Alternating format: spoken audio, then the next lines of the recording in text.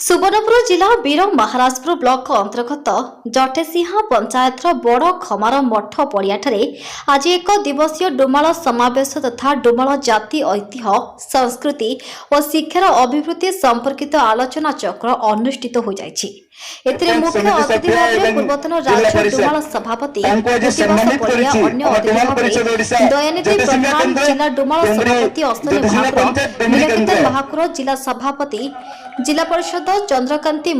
दंता जटेसिंहा सरपंच सुनीता प्रधान और संग्रामपुर सरपंच अलका कर्मी भूषण पात्र उपेन्द्र थाटी चित्तरंजन गड़तिया गोपीनाथ महाकुड़ भोलानाथ कर्मी कल्पतरु महाकुड़ कृष्ण गायगरिया सुदाम गायगरिया जोगदे डुमाल समाज रे थिबा कुसंस्कार विषय आलोचना करबा सह समाज को श्रृंखलित करबा विषय आलोचना करा जायतिला। उक्त सभा को दया सागर मंडली संयोजन करथिला बेले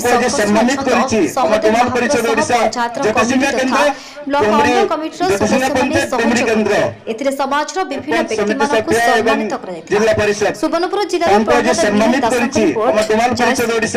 जटेसिंहा केंद्र डोमरी जटेसिंहा पंचायत डोमरी केंद्र।